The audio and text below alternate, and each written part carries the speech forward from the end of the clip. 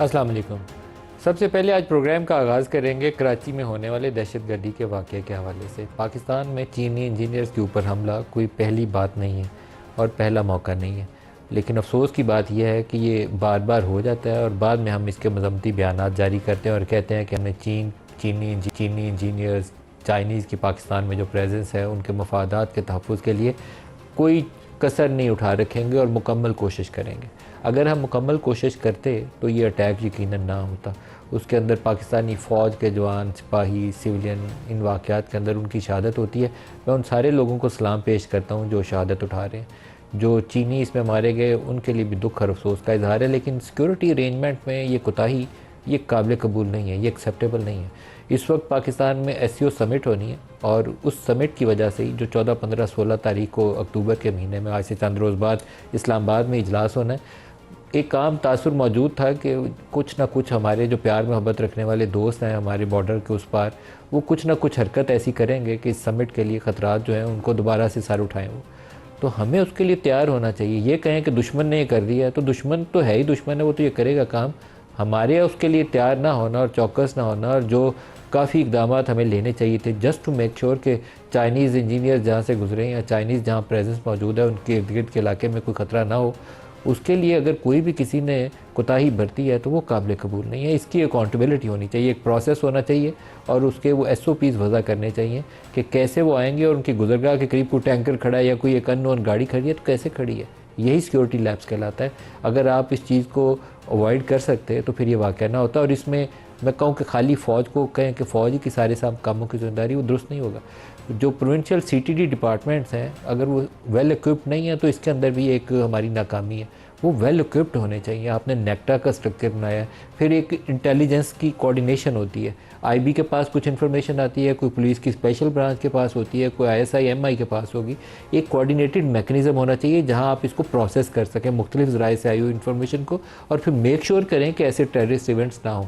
बहुत सारे नाकाम होते होंगे, उनको आप नाकाम करते होंगे ऐसे वाक़यात को, लेकिन जो वाक़यात टेररिज्म का ऐसा हो जाता है उससे हमें कुछ सीखना चाहिए। और चाइनीज़ के ऊपर जो अटैक है मेरे ख़्याल में उसके ऊपर एक इजलास होना चाहिए और प्राइम मिनिस्टर को ख़ुद से चेयर करना चाहिए। सारे इंटेलिजेंस के हेड्स उसके अंदर बैठे होने चाहिए और एक स्ट्रिक्ट स्टर्न वार्निंग जानी चाहिए कि इसके अंदर कोऑर्डिनेशन होनी चाहिए। और कहीं से भी इंफॉर्मेशन ओरिजिनेट करी थी और उसको हमने प्रोसेस करके टाइमली एक्ट नहीं किया और इसके सूबों के अंदर जो CTD डिपार्टमेंट है उसको साथ आपको मिलाना पड़ेगा, होम डिपार्टमेंट्स को साथ इंगेज करना पड़ेगा और फिर एक कम्प्रिहेंसिव आपका एक ओवरऑल अम्ब्रेला बनेगा जिसके अंदर कहीं से भी इंफॉर्मेशन आ रही होगी आप उसके ऊपर उसको प्रोसेस करते हुए टाइमली एक्ट कर रहे होंगे।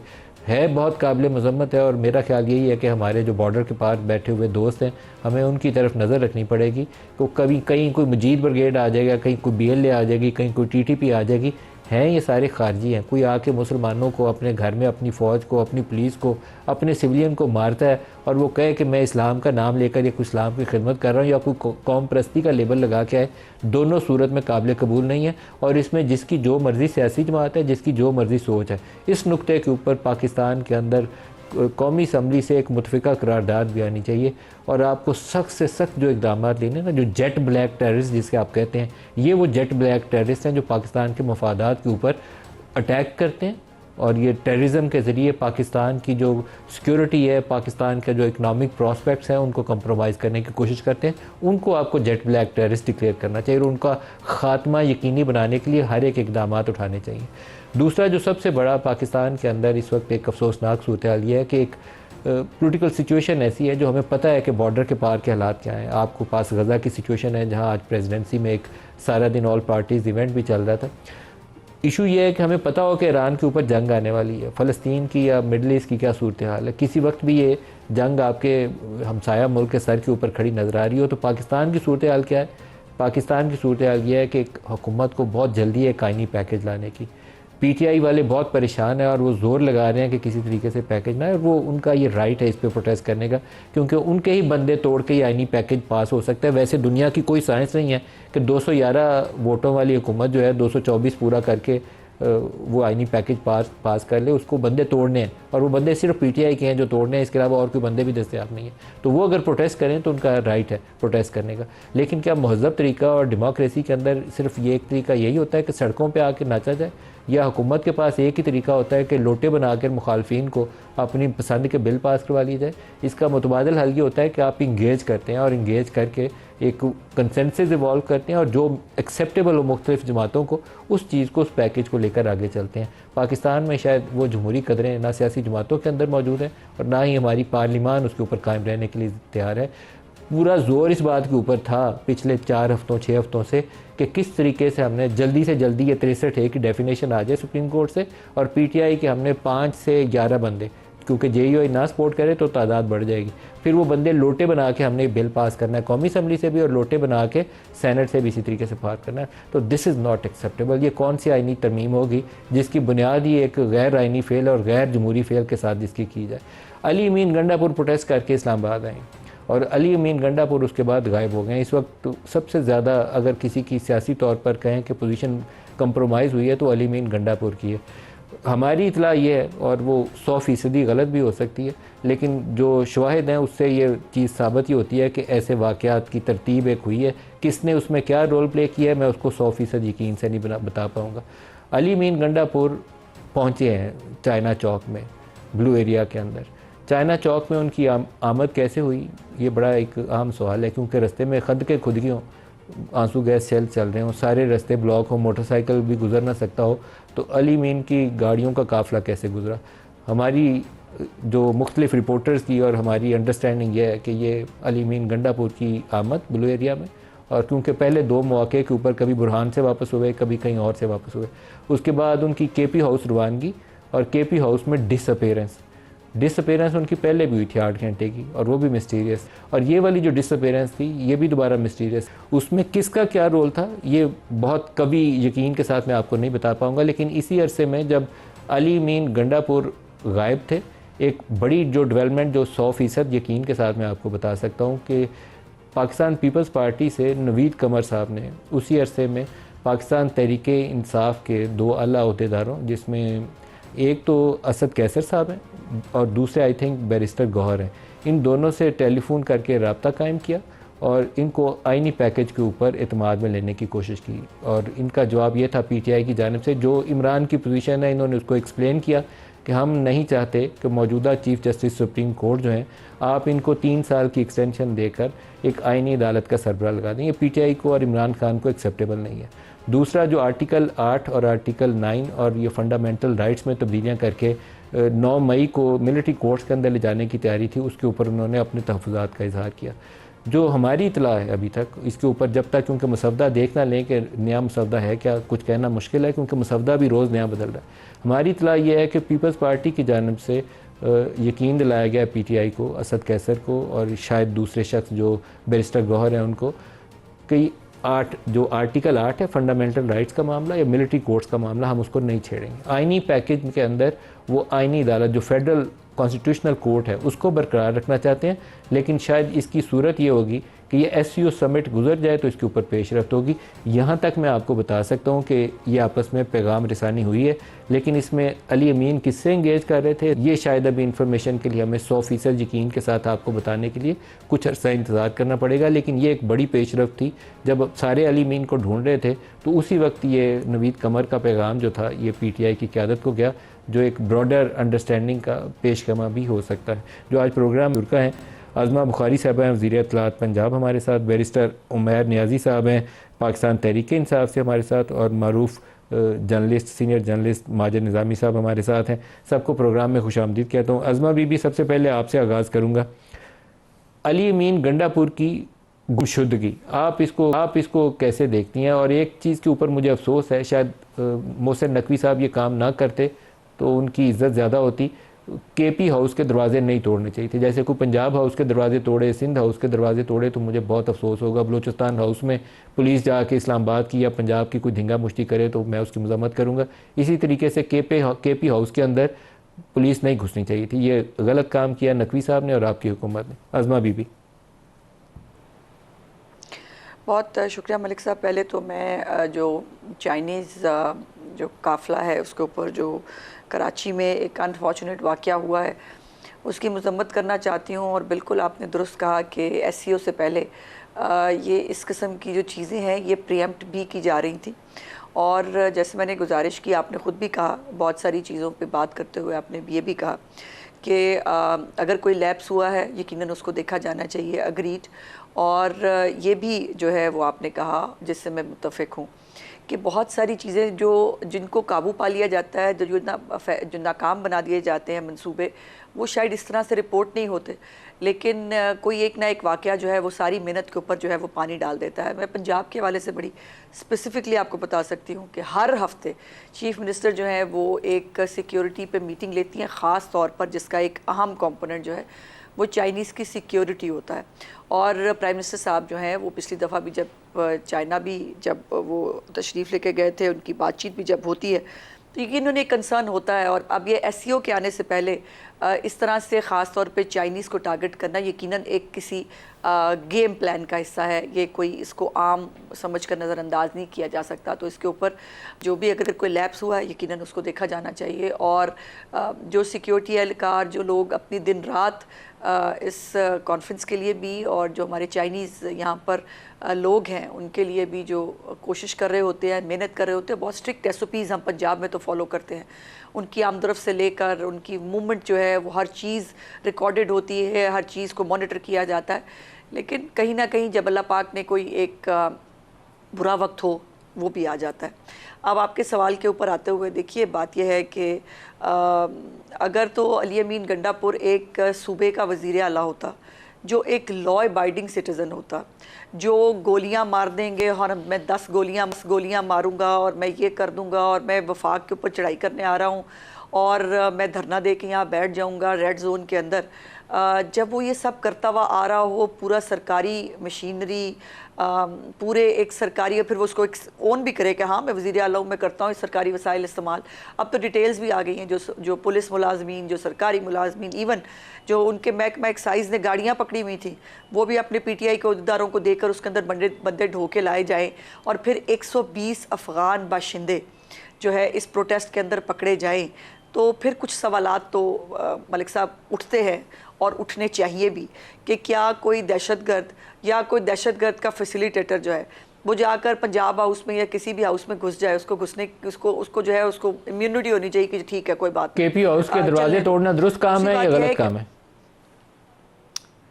नहीं, उनको अगर तो उन्होंने खुद कुछ गलत नहीं किया था ना, तो उनकी सिक्योरिटी का रेजिस्ट करना, मुझे नहीं मालूम वहाँ पे डिटेल फैक्चुअली क्या हुआ होगा, लेकिन यकीनन किसी ने दरवाज़ा नहीं खोला तो तोड़ा गया हो ना। शौक तो नहीं होता किसी को दरवाजे तोड़ने का। वो अलहदा बात है कि मरीम नवाज़ के कमरे का रात को, आधी रात को दरवाज़ा जब तोड़ा गया था तो उसको इमरान खान ने कैसे सेलिब्रेट किया था जब वो अपने शौहर के साथ अपने कमरे में, एक होटल के कमरे में थी सिंध में। लेकिन जिसने वो दरवाज़ा तोड़ा था मरीम का, उसको पोस्ट आउट कर दिया गया था। मुझे याद है कि बिलावल ने आर्मी चीफ को उसके बाद कॉल किया था और उस शख्स को, उन शख्सियत को, जो भी वो अफसर थे, उनको पोस्ट आउट कर दिया गया था। और अली मीन ने कल मेरे ख्याल असम्बली में दोबारा तज़किरा भी किया है कि जिसने किया था उसका जिक्र करें। देखिए, मरीम नवाज़ दहशतगर्द नहीं थी ना। मरीम नवाज़ जो है वो किसी वफाक पे हमला करने के लिए नहीं आ रही थी। मरीम नवाज़ जो है वो गोलियां मैं सवाल दोहराऊंगा, एक सैंक्टिटी है इन हाउसेस, पंजाब हाउस है, सिंध हाउस है, KP हाउस है, सिंध हाउस है, क्या इन हाउस के अंदर पुलिस को इस्लामाबाद की को घुसना चाहिए था? मुझे एक मौका याद है, मैं इंटरव्यूज़ किए थे उन MNAs के जो PTI से मुंसलिक थे, लेकिन PTI से मुखालफत करते हुए आपके साथ मिल चुके थे नो कॉन्फिडेंस से पहले। ये उनका राइट था, वो आपसे मिल गए। मैं उनके इंटरव्यूज़ किए थे सिंध हाउस में। तो सिंध हाउस के दरवाजे अगर तोड़ के इमरान खान उस वक्त लोगों को अंदर भेज देता तो क्या ये काबिल कबूल होता? नहीं होता। ये सैंक्टिटी है ना इन हाउसेस की। तो आप नहीं समझती कि इन हाउसेस की सैंक्टिटी को वायलेट नहीं करना चाहिए? आपको याद कराना चाहती था, इमरान खान के गुंडे जो हैं उन्होंने सिंध हाउस पे हमला किया था और वो जो है वो कुछ सिक्योरिटी PTI के वर्कर्स प्रोटेस्ट करने गए थे। लेकिन अगर इस्लामाबाद पुलिस ये काम करती, तोड़ के अंदर चली जाती, फिर कैसे लगता है आपको? नहीं, मुझे ये बताइए कि अगर खैबर पख्तूनख्वा हाउस जो है वो दहशतगर्दों का अड्डा बना हुआ है, जिसको छुपना है वो सबसे ज़्यादा उसके लिए सेफ हाउस जो है वो दहशतगर्दी करके जो है वो खैबर पख्तूनख्वा हाउस में घुस जाना है, तो वो अलाउड है? ये मुझे बता देना। जो मैंने आपसे गुजारिश की, आपने उसकी किसी बात को आपने शायद एंटरटेन नहीं किया। मेरी गुजारिश है कि अली अमीन गंडापुर एज ए CM, एक पुरअमन CM के तौर के ऊपर KPK के हाउस में घुसा होता, वहाँ पीछे जो है पुलिस या कोई जाता और यलगार होती तो बिल्कुल गलत होता, बिल्कुल नहीं करना चाहिए था। लेकिन अगर एक गलत काम है, आपको इसकी मजम्मत करनी चाहिए। सरकारी दहशतगर्दी को सपोर्ट करते हुए वो जाए और जाकर वो करे उनकी उसके जो exit के ऊपर निजी पुलिस खड़ी कर मलेशिया देते। है, कोई वो दहशतगर्द अगर निकलता तो पकड़ सिक्योरिटी लेते। फोर्सेस को जो है वो गन्स लेके अंदर घुसी हो तो क्या करें जी, बता दें, सरेंडर कर दें हमेशा की तरह। सारी रियासत इनके सामने सरेंडर कर दी, कुछ भी करे, ये 9 मई करे सरेंडर कर दें, ये पार्लियामेंट पे हमला करे सरेंडर कर दें, ये वफाक पे हमला करे सरेंडर कर दें, हम सब सरेंडर कर दें इनके आगे, क्योंकि ये बहुत चहेते हैं। उमैर साहब आप बताइए, अली मीन कैसे अंदर आए और फिर कैसे गायब हुए? अच्छा, ये तो आप बड़ा मुश्किल सवाल पूछ रहे हैं कि मैं उनके साथ तो नहीं था, मगर देखें रीडिंग बिटवीन द लाइन जिस तरह आपने शो किया है, देखें चाइना चौक तक वो आए, सब ने देखा, और आना किस लिए था, क्योंकि उनकी एक पॉलिटिकल कंपल्शन थी कि उन्हें लीडर इमरान खान ने कहा था कि आपने डी चौक पहुंचना है, चाहे उसमें जितने दिन लगे। मैं समझता हूं कि उन्होंने अपने पहुंचने में कुछ जल्दी की है, कि मतलब बुनियादी तौर पे वो मेरी कैलकुलेशन के लिहाज से वो एक दिन पहले पहुंच गए, ठीक है, जिस तरह भी था, या पुलिस ज़्यादा एग्जॉस्ट हो गई, जिस तरह शेलिंग होती रही, पहले दिन तो पूरा मुकाबला लगा रहा, मगर दूसरे दिन इस्लामाबाद पुलिस ने एक किस्म का वॉक ओवर दिया है और वो आगे बड़ी जल्दी से पहुंच गए। क्योंकि जो चाइना चौक पे उनकी स्टेटमेंट देख लें, उनकी क्या स्टेटमेंट है कि हमें अगली इंस्ट्रक्शन जो चेयरमैन इमरान खान साहब देंगे उसके अकॉर्डिंगली हम प्रोसीड करेंगे। और वो इन अ वे उन्होंने जेल से फ़ोन करके थोड़ी बताना था। नहीं, आपकी तारीख थी ना, तो मंडे को तारीख एक्सक्यूज़ है, मंडे को तारीख थी, आज के दिन एक्सक्यूज़ है। नहीं, एक्सक्यूज़ नहीं। देखें, आपका कम्युनिकेशन एक चैनल मौजूद है, हर दिन ट्रायल चलता है, उनकी आज भी तारीख थी जिसको आज इन्होंने एडजर्न करके आगे ले गए। ये तो इन्होंने बहुत जल्दी की, इन्होंने जो है ना हमला आवर हो गए KPK हाउस पे, जो कि एक तुक ही नहीं बनती थी, और इन्हें पता ही नहीं चला कि वो किस तरह से निकल गए। जिन फैक्टर्स पे आप हाईलाइट कर रहे हैं, तो बेसिकली तो ये भी डबल क्रॉस हो गए, तो इस चीज़ पे इन्हें भी सोचना चाहिए। देखें, एक हाउस की सैंक्टिटी होती है, हाँ, ये तो टाइम के साथ पता चल जाएगा, मगर देखें जो सैंक्टिटी ऑफ द हाउस की आपने बात की, देखें इस तरह क्रॉस किसने इस लॉजिक मैं सैंक्टिटी पे भी आपसे जवाब लूंगा, लेकिन इंटरेस्टिंग सबसे यह है कि चाइना चौक तक इनकी आमद बगैर इजाज़त के नहीं थी, और यहाँ से इनका रवानगी और फिर जो छुपा जाना था और किसके पास थे उस वक्त और कौन ना दे रहा था, ये सारी चीज़ें आपको जवाब देनी चाहिए। ये एक पार्ट ऑफ द डील है, पार्ट ऑफ द अंडरस्टैंडिंग है, part of A bigger arrangement है, जिसके तहत ये सारा कुछ हुआ। देखिए, ओवरऑल अली अमीन जिस रोल में हैं, ठीक है, उनका देखें पॉलिटिकल रोल एक पार्टी के साथ होना, एक चीफ एग्जीक्यूटिव भी हैं प्रोविंस के, देखें उनके भी कान और आंखें हैं, ठीक है ना, चीज़ें उन्हें भी पता चलती रहती हैं, बाकी मामलात होते हैं। देखें, उन्होंने अपना रोल बड़ा ठीक प्ले किया। देखिए, बहुत बड़ा क्राउड उनके साथ था, उस क्राउड की जिम्मेदारी थी।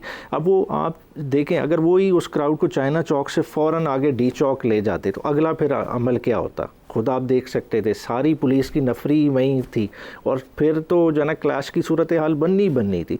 तो इन अ वे मैं समझता हूँ अली अमीन ने बहुत बेहतर प्ले किया, उसने इन्हें भी टाइम दिया, ये थिंक ओवर कर लेते, कुछ ना कुछ रास्ता बनता, मगर इन्होंने खुद ओवर प्ले करके देखें उस पर हमला करके इन्होंने चीज़ों को एंटेगनाइज किया। अब देखें, अगर इस तरह से हमला करना है, इनका तो हाथ खुल चुका हुआ है। देखिए, पार्लियामान पे हमला हो जाए तो KPK हाउस तो वक़्त ही नहीं रखता ना, मगर देखें अगर इस एनालॉजी पे चलेंगे तो आज टेररिज्म हुआ है, अगर चाइनीज़ का है, हम क्या इंडियन एम्बेसी को आज रैंसैक कर देंगे? क्या हम US एम्बेसी के अंदर घुस जाएंगे? देखिए, कुछ जगहों की एक सिग्निफिकेंस होती है, इम्यूनिटीज़ अटैच होती हैं। अगर आप इस तरह से करने लग जाएंगे, अगर वो सैंक्टिटीज़ उस तरह से अटैच जगहों पे नहीं रहेंगी, फिर तो इंस्टीट्यूशंस ख़त्म हो जाएंगे, इंस्टीट्यूशंस बेमानी हो जाएंगे।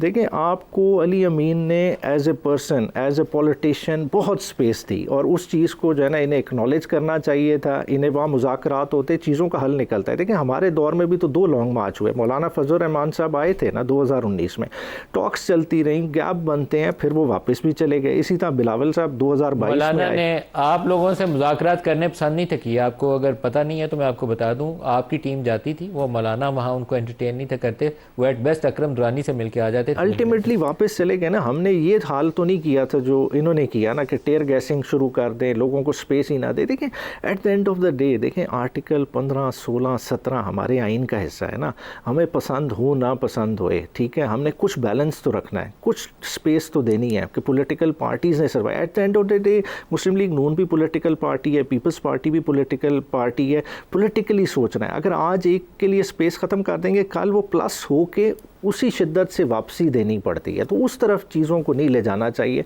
एक दूसरे के लिए स्पेस क्रिएट करें। माजिद निज़ामी साहब से भी इसके राय ले लें दोबारा, ये पॉलिटिकल स्पेस की तरफ मैं दोबारा आता हूँ। माजिद निज़ामी साहब, आपके ख्याल में अली अमीन की आमद चाइना चौक और फिर रवानगी और डिसअपीयरेंस, ये कैसे हुआ सारा कुछ?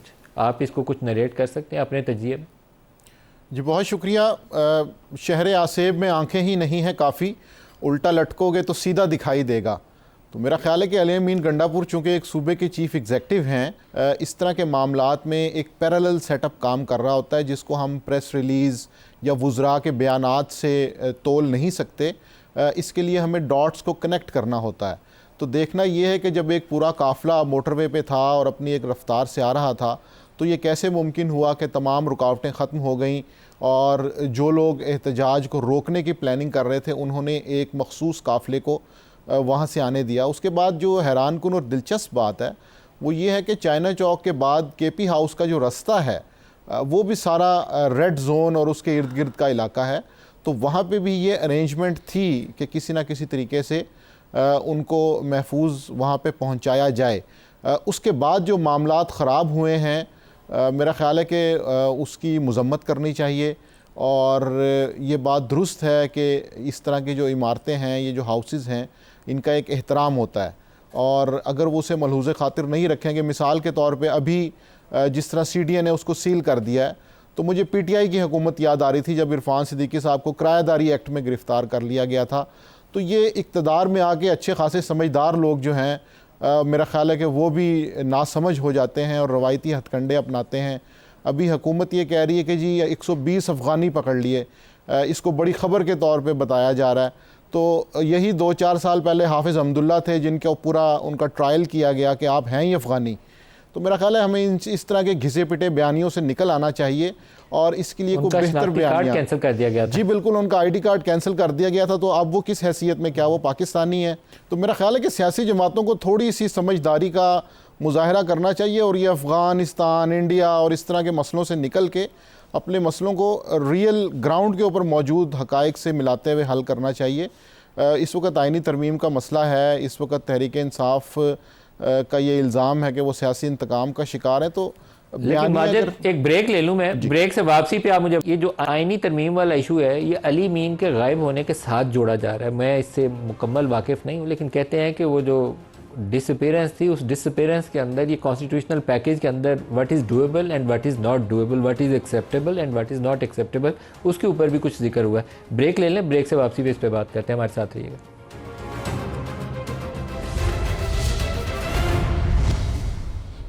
प्रोग्राम में दोबारा खुशामदीद कहते हैं। आज प्रेसिडेंट हाउस के अंदर नवाज़ शरीफ, जरदारी साहब, शहबाज शरीफ और मौलाना फजल रहमान ये सारे इकट्ठे मौजूद थे और ये मुलाकात सबसे ज़्यादा मानीखेज इसलिए है कि आइनी पैकेज में मौलाना फजल रहमान के कौमी असम्बली में जो 8 और शायद सैनेट में उनके 5, वो इस इत्तेहाद को लाजमी दरकार है।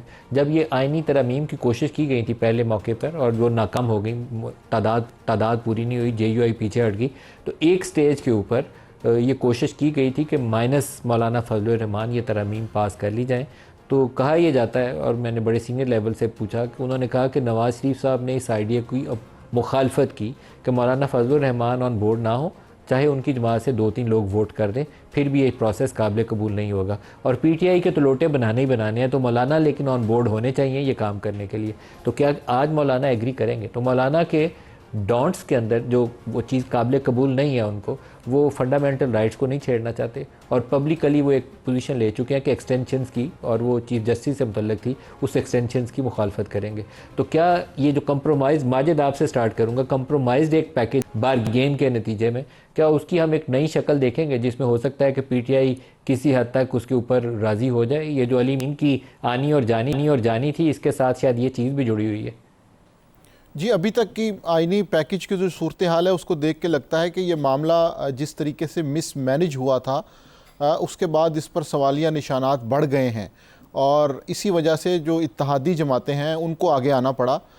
ये काम पहले मोहसिन नकवी साहब के ज़िम्मे लगाया गया था और उनसे बिल्कुल नहीं हो सका और जिस तरह से भद्दे और नाकामी के अंदाज़ में ये सारा मामला ख़त्म हुआ, तो अब ये लग रहा है कि अब जो लीडर्स हैं इत्तेहादी जमातों के, वो ऑन बोर्ड आ चुके हैं और जो प्रोजेक्ट का फ़ेज़ 1 था वो मेरा ख़्याल है कामयाब नहीं है। तो 2 में बिल्कुल कहीं ना कहीं कॉम्प्रोमाइज़ करना पड़ रहा है। उसकी वजह यह है कि पहले 3 ऑप्शंस बनाए गए थे कि एक तो ये है कि मौलाना फजल रहमान को हंगामी तौर पे तैयार किया जाए, वो ना हो तो मखसूस नशिस्तों के हवाले से इलेक्शन कमीशन से कोई डायरेक्शन मिल जाए, ये ना हो तो अब 63A का फ़ैसला तो आ चुका है। तो अब नंबर्स पूरे करने का तो मसला ख़त्म हो चुका है, क्योंकि उसके अंदर तहरीक इंसाफ से जो हॉर्स ट्रेडिंग है वो बड़ी आसान हो गई है। लेकिन कंटेंट्स क्या होंगे इसके ऊपर अभी भी बातचीत का सिलसिला जारी है। वही 2 पॉइंट्स जो हैं जिनके ऊपर अभी इत्तफाक नहीं हो रहा कि क्या चीफ़ जस्टिस काजी फ़ायज़ ईसा का कोई मुस्तकबिल है या नहीं है, इसके ऊपर डिस्कशन जारी है। जबकि दूसरा मामला ये है कि आप अगर आइन के अंदर ही बुनियादी हकूक़ के हवाले से एक तनाज़ा पैदा कर देंगे, उसका वक्ती फ़ायदा तो हो जाएगा, लेकिन बहरहाल फिर उसकी जवाबदेही सियासी जमातों को ही देनी पड़ेगी। तो इसलिए ये मामला लॉन्ग टर्म में तो हो सकता है कि नून लीग और पीपल्स पार्टी अगर फंडामेंटल राइट्स को छेड़ा जाता है तो सियासी तौर पर इनको ज़्यादा नुकसान हो। अज़मा बीबी, क्या काजी फ़ायज़ ईसा नागुज़ीर हैं आइनी अदालत के सरबराह के तौर पर, या आप एक मिडल ग्राउंड आप भी स्ट्राइक कर सकते हैं कि ठीक है काजी साहब के ऊपर तनाज़ा है तो उनको छोड़िए, लेकिन आइनी अदालत बनाते हैं, आइए बात करते हैं, JUI वालों से भी कहें, PTI वालों को भी इंगेज करें? मलिक साहब, पहले तो बात यह है कि ये अभी जैसे आपने ख़ुद भी कहा था ना, अभी ड्राफ्ट फाइनल हो रहा है, अभी यकीनन कंसल्टेशंस और डिस्कशंस जारी हैं।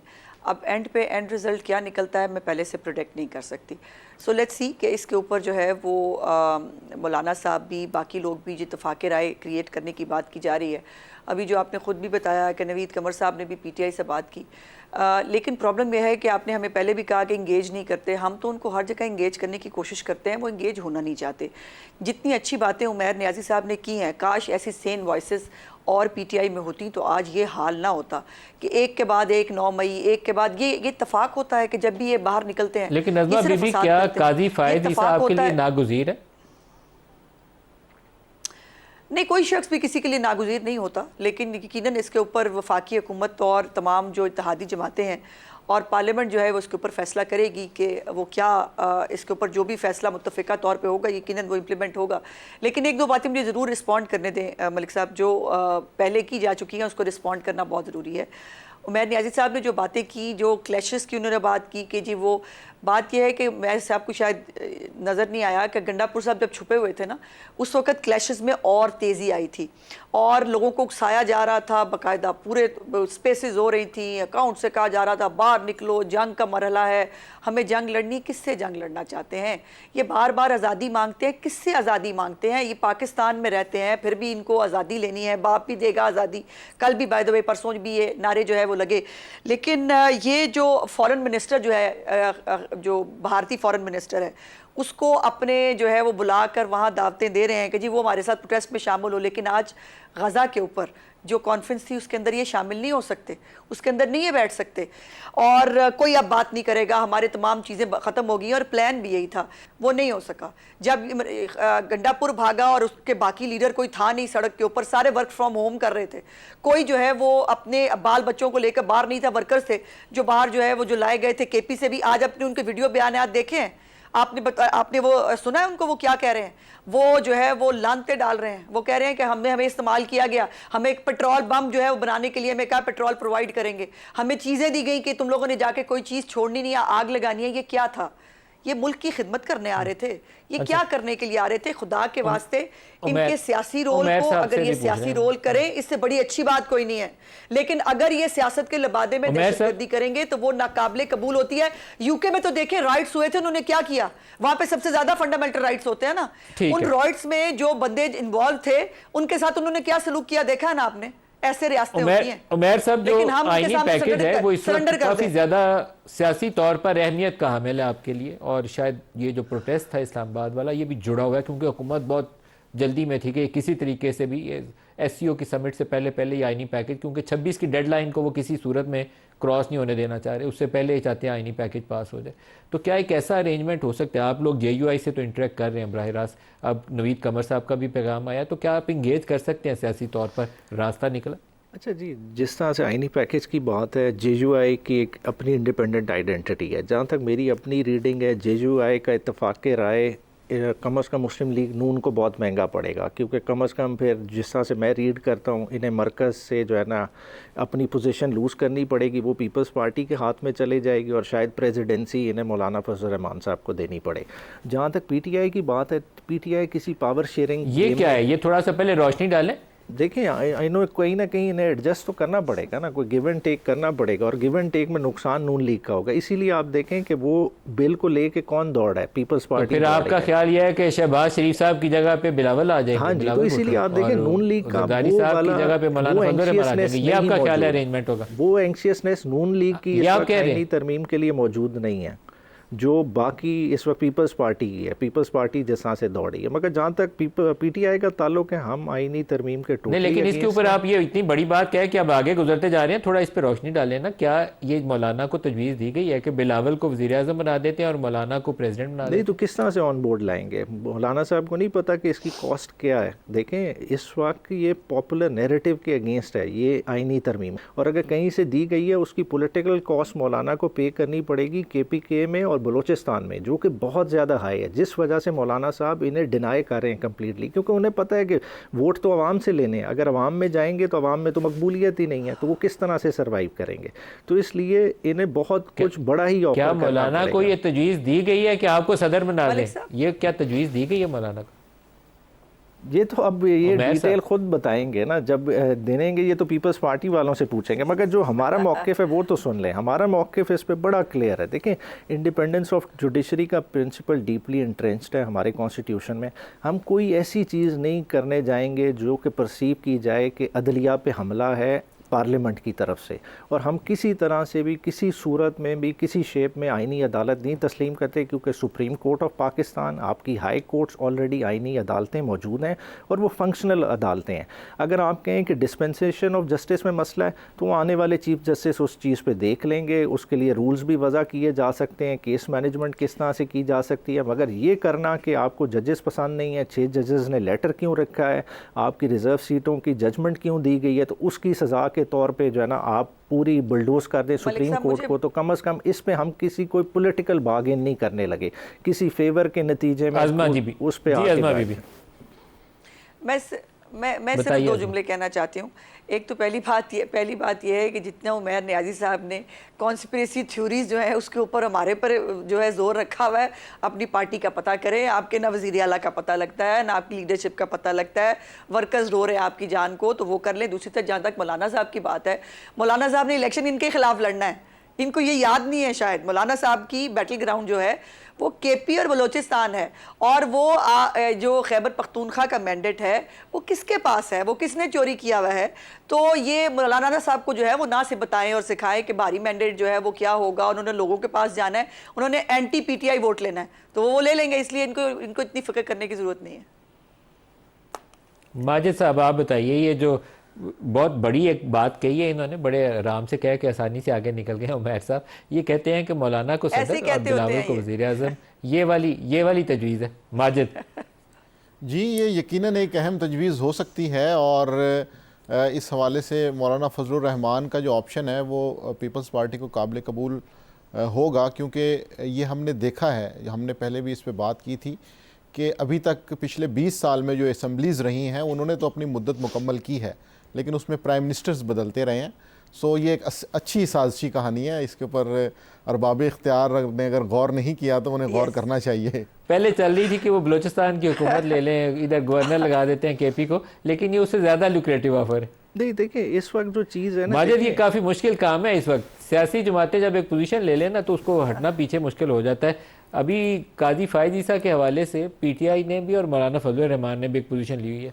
इससे अगर पीछे हटेंगे तो मुझे लगता है काफ़ी ज़्यादा बड़ा सौदा करना पड़ेगा, पॉलिटिकल कॉस्ट होगी इसकी, काफ़ी बड़ी पॉलिटिकल कॉस्ट होगी। जी बिल्कुल ये बात दुरुस्त है, और इसीलिए सियासी जमातें फूंक फूंक के कदम रख रही हैं। और चूँकि अभी आइनी तरमीम का जो मुसव्वदा है या उसकी जो तरामीम है वो अभी तक क्लैरिटी के साथ सामने नहीं आई, तो इसलिए तमाम सियासी जमातें ये समझती हैं कि इस हवाले से ज़्यादा दानिशमंदी और समझदारी से आगे आना चाहिए।